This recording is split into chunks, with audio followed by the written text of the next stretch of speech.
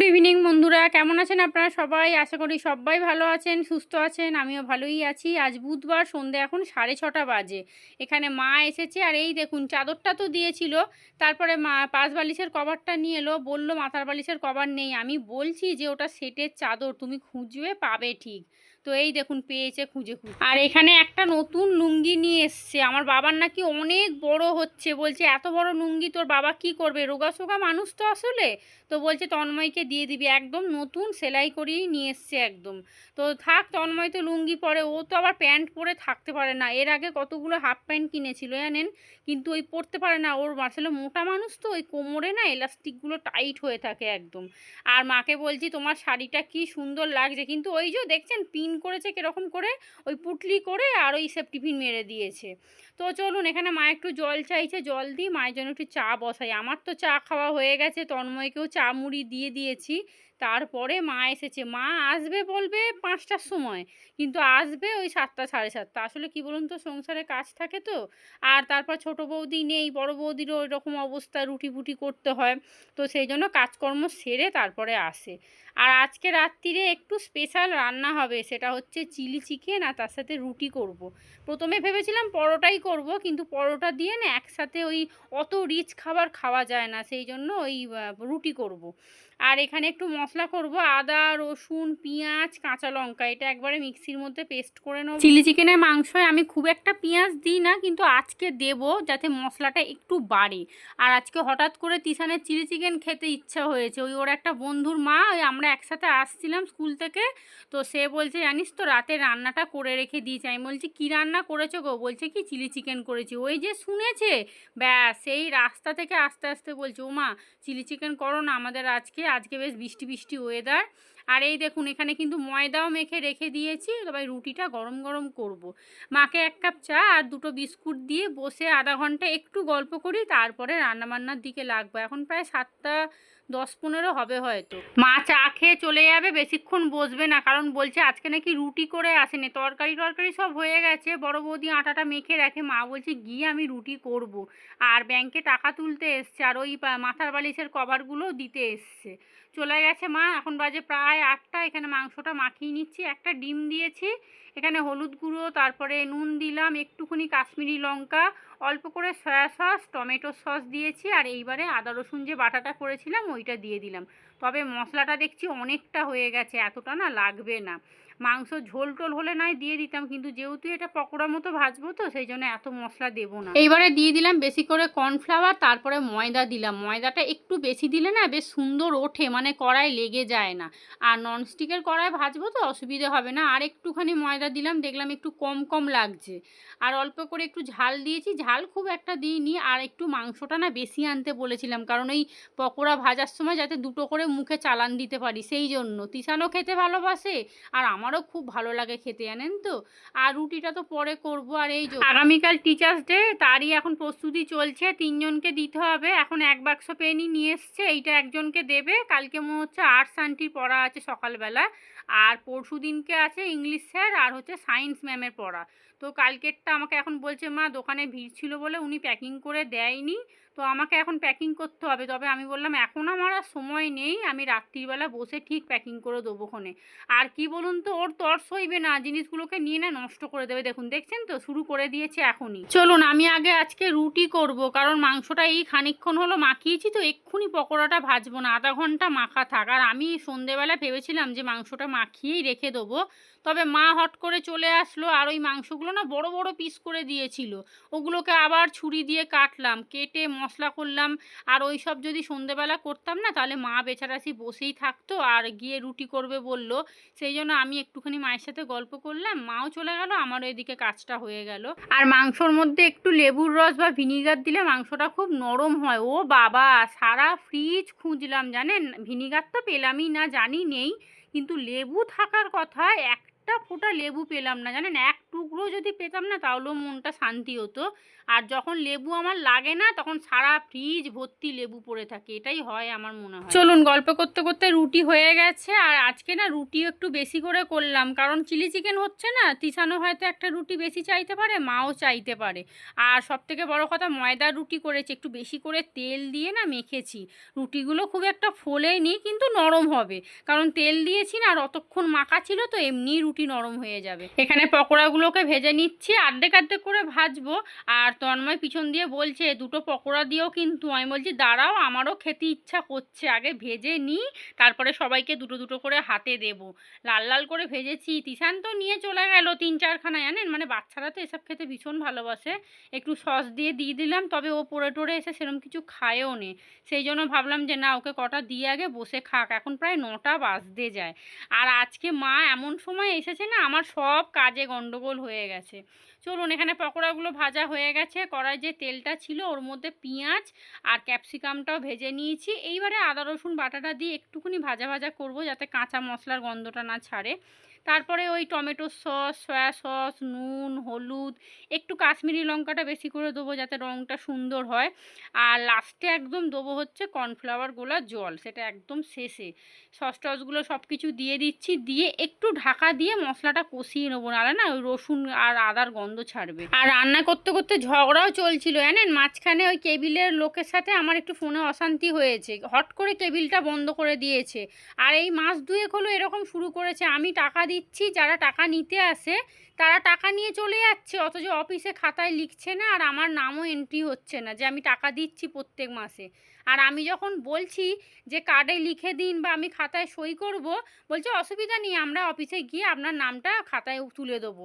তো আমিও আর কিছু বলি না, কিন্তু এইরকম করে করে জানেন প্রায় 3-4 মাস টাকা দেয়নি। আর যেই লোকটা টাকা নিতে আসতো তাকে আমি রাস্তায় ধরেছি, আমি বলছি কাকু আপনি এরকম টাকা নিয়ে গেছেন, অথচ অফিস থেকে ফোন করছে বলছে টাকা নাকি ওরা পায়নি। যেই বলেছি জানেন, বলছে আমি জানি না বলে সাইকেলটা নিয়ে মার দৌড়, ওকে আর কে দেখে। তো কি বলবো বলুন তো, এই নিয়ে তন্ময়ের সাথেও আমার একটু অশান্তি হচ্ছে, জানেন, যে তুমি কেন লেখাওনি, বা ওরা এরকম টাকা দিচ্ছে না তুমি সেটা অফিসে জানাওনি কেন। আমি কি করে জানবো বলুন তো, এতদিন ধরে টাকা নিয়ে যাচ্ছে, মাঝখানে যে ওরকম 3-4 মাসের টাকা গায়েব করে দেবে আমি জানবো কি করে।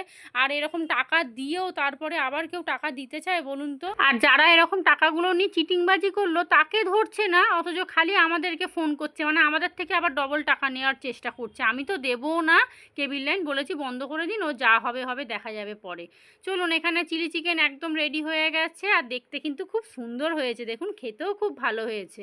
অল্প করে একটু ধনেপাতা দিয়েছি, দুটো কাঁচা লঙ্কা দিয়ে দিয়েছি, এটা না ঠান্ডা হলে আরেকটু জমে যাবে। রুটি, চিলি চিকেন একদম রেডি, এইবারে শুধু খাবার পালা।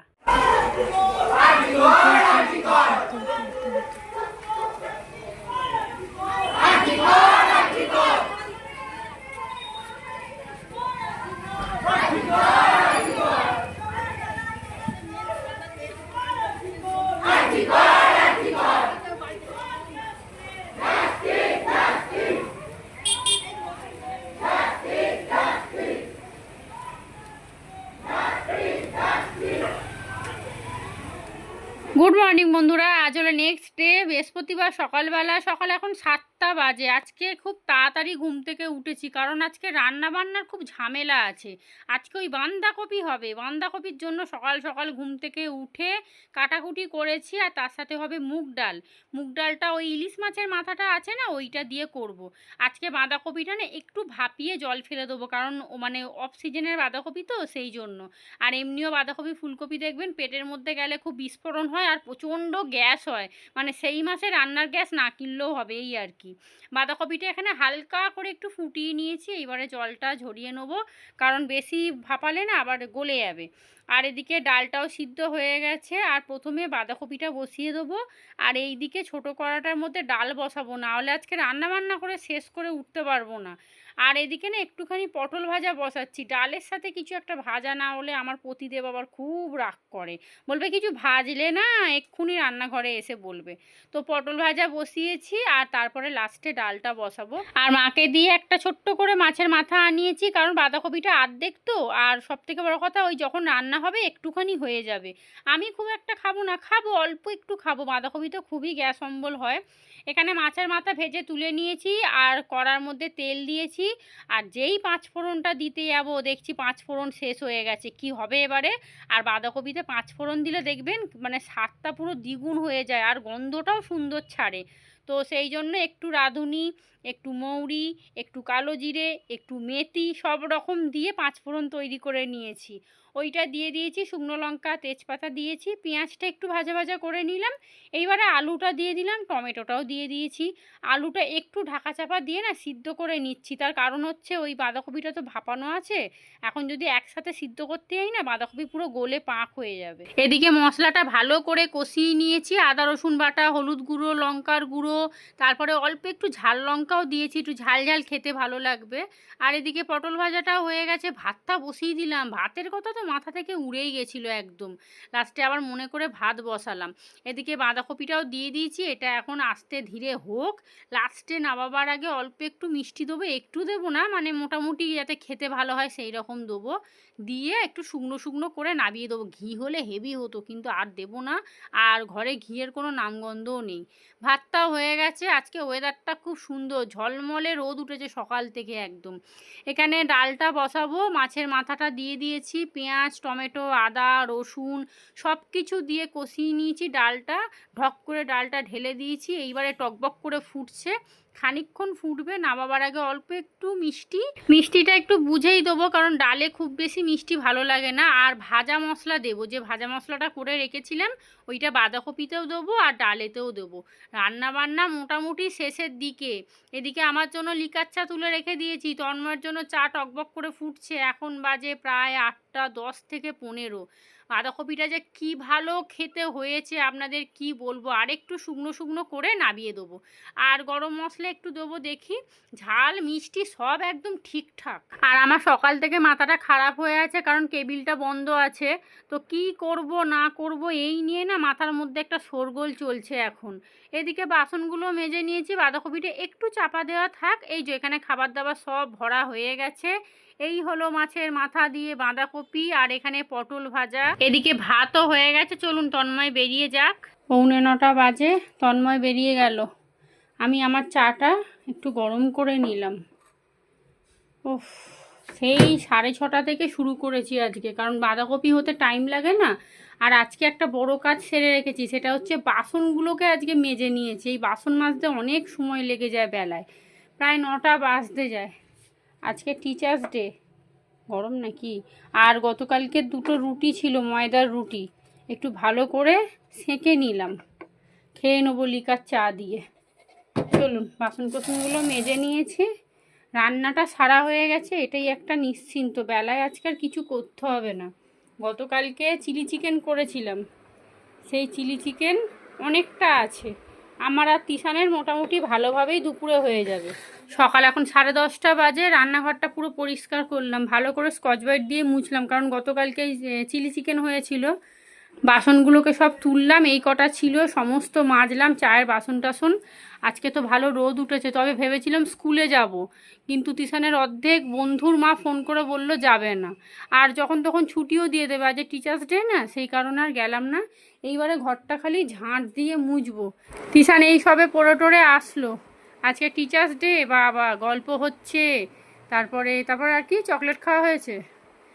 ওরা সবাই মিলে চাঁদা তুলে, শুক্রবার কি দেবে, সবাইকে পেন দেবে ম্যাডাম। আর কালকে আছে, কালকে কার, প্রিয়াঙ্কা আন্টির না রে, কালকে প্রিয়াঙ্কা আন্টির আর ইংলিশ স্যারের।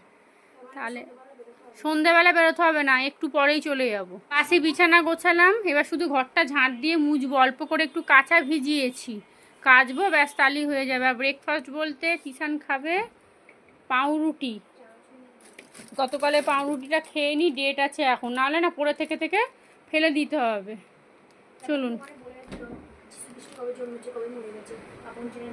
ঘরটা ঝাঁট দিয়ে মুছি, তাহলে বাসি কাজকর্ম হয়ে যাবে। 10:30 বাজে, ভিডিও এডিট করতে হবে। ওকে বললাম একটু বাটার নিয়ে যা, বাটার নিয়ে যা। বেলা এখন 11টা বাজে, ঘরদোর সব পরিষ্কার করে নিয়েছি, মোছামুছি হয়ে গেছে। যা জোরে পাখা চলছে, ওরে বাপরে। আর তিশানের জন্য 3খানা পাউরুটি রেডি করলাম, জানেন খেলো না, বলছে আমি চানাচুর মুড়ি খাবো। এই যে চিনি দিয়ে সব রেডি করা আছে, রেখে দিয়েছি, আমি খাবো বলে। চলুন এটা এখন নিয়ে নিই। আর আমি কি বলুন তো, বাটারের সাথে না চিনিটা খেতে পারি না, আমার কেমন যেন গা গোলায়। কিন্তু কিচ্ছু করার নেই, খেতে তো হবেই, নাহলে পাউরুটিগুলো না ফেলে দিতে হবে। ফেলে কি আর দেবো, চিনি সমেত মুখে চালান করে দেবো একদম।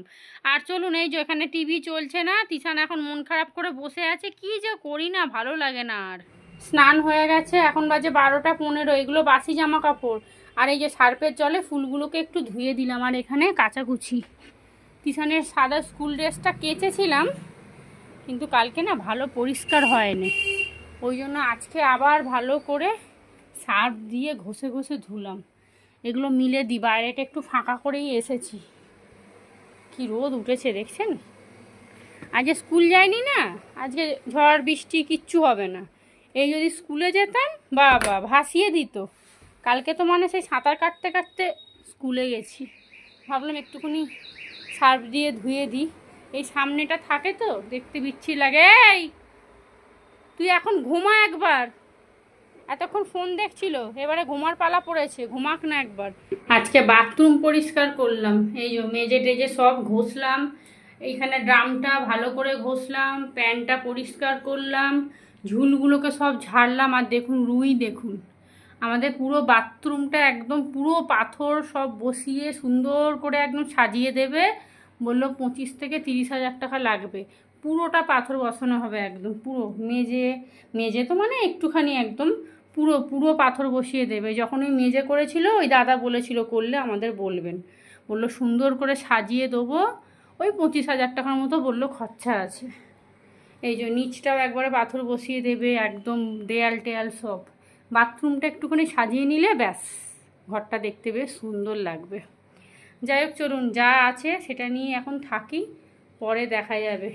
বাথরুমটা পরিষ্কার করলাম, ওই জন্য এতক্ষণ সময় লেগে গেল। দুপুরে এখন 1:30 বাজে। তিশান দেখুন কি নিয়ে বসেছে, ওর এখন খেলতে ইচ্ছা হয়েছে। স্কুলে চলে গেলে সময়টা কেটে যায়। আর আমাদের কেবিল লাইনটা কেটে দিয়েছে। কেন কেটে দিয়েছে পরে আপনাদের বলছি।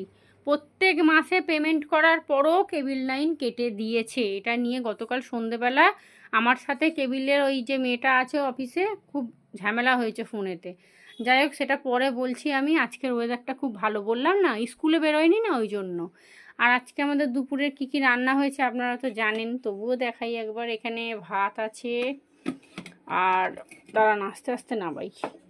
এই হলো বাঁধাকপির ঘন্ট, দুর্দান্ত খেতে হয়েছে, মানে এত ভালো খেতে হয়েছে কি বলবো। 5 ফোড়ন তো ছিল না, 5 ফোড়নের জায়গায় একটু মৌরি, কালো জিরে, রাঁধুনি ওই সব কিছু মিলিয়ে একটু 5 ফোড়ন করে নিয়েছি। দারুণ খেতে হয়েছে, দারুণ। আর এই হলো ইলিশ মাছের মাথা দিয়ে মুগ ডাল, তিশানকে খেতে দেবো, আমিও খেয়ে নেব। এখন প্রায় 1:35-40 হতে যায়। আর এইখানে চিলি চিকেন গতকালের, আমি আর তিশান নিয়ে নেব।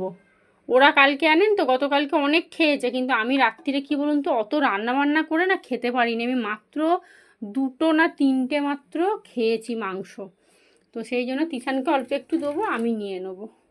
চলুন, সন্ধে এখন 6:30 বাজে। একটু আগে ঘুম থেকে উঠেছি। আজকে যে কি ঘুম দিয়েছি আপনাদের কি বলবো। প্রায় 2:30 পৌনে 3টের সময় শুয়েছি, উঠেছি তখন কটায় জানেন, 5:45 বাজতে যায়। তাও যেন ঘুম চোখ থেকে যাচ্ছে না, এত ঘুম পাচ্ছে। এখন উঠে 1 কাপ চা বসিয়েছি। আর এই যে ভাতটা না একটু গরম গরম ছিল, সেই জন্য ফ্রিজে ঢোকাইনি। এখন চলুন ফ্রিজে রেখে দিই আগে, নালে নষ্ট হয়ে যাবে। আর তিশান গেছে পেন কিনতে। আগামীকাল বললাম না আবার একটা ম্যাডামের পড়া আছে সকালবেলা, আর বিকেলে একটা স্যারের পড়া আছে, ইংলিশ স্যারের। তো এখানে 2টো পেন কিনে নিয়ে চলে এসছে। তবে আজকে দেখছি প্যাকিং করে দিয়েছে, বলছে মা ফাঁকা ছিল বলে প্যাকিং করে দিয়েছে। তো তো চলুন হয়ে গেছে। আর এই যে এখন বাজে প্রায় 8:30। রাত্রিবেলা রান্নাবান্না কিচ্ছু হবে না, চাটা খেয়ে আর বসে বসে ফোন দেখছিলাম। তন্ময়কে দেখুন জামা প্যান্টগুলোকে কোথায় রেখেছে, মানে যেখানে বসবে সেখানেই খাবে, সেখানেই স্নান করবে, মানে করতে দিলে ভালো হয় আর কি। আজকে রাত্রিবেলা রান্নাবান্না কিচ্ছু হবে না, আজকে কচুরি খাওয়া হবে। আমাদের সামনে একটা দোকান আছে, সেখানে কচুরিটা খুব ভালো করে। ওই আমি যখন বাড়ি যাই না, মা তখন তন্ময়কে এনে দেয়। তো চলুন রান্নাঘরে গিয়ে কয়েকটা বাসন আছে একটু পরিষ্কার করে নিয়ে আবার শুয়ে পড়বো। আজকে রান্না নেই বাবা, এর থেকে বড় শান্তি কিছু আছে বলুন তো। তিশান তো যেই শুনেছে কচুরি খাওয়া হবে, এক পায়ে একদম টাকা নিয়ে চলে গেছে কচুরি কিনতে, কারণ বেশি দেরি করলে ওই দোকানে আবার কচুরি শেষ হয়ে যায়।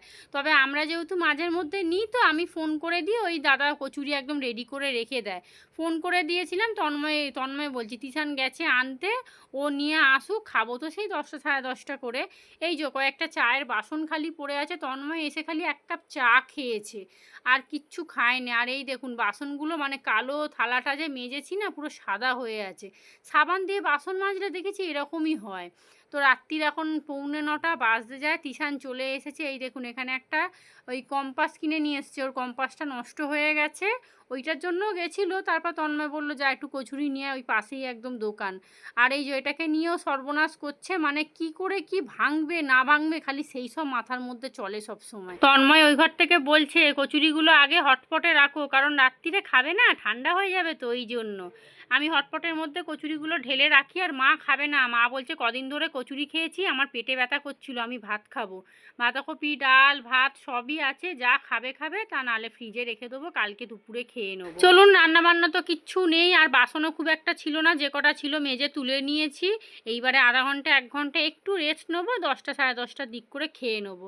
তো চলুন ব্লগটা তাহলে এখানেই শেষ করি। আপনারা সবাই ভালো থাকবেন, সুস্থ থাকবেন, সাবধানে থাকবেন। আর যারা আমার ব্লগ দেখছেন তারা প্লিজ চ্যানেলটা সাবস্ক্রাইব করুন। সাবস্ক্রাইব করতে কিন্তু কোনো টাকা লাগে না, দয়া করে সাবস্ক্রাইব করুন। তো চলুন আজকের মতো সবাইকে টাটা।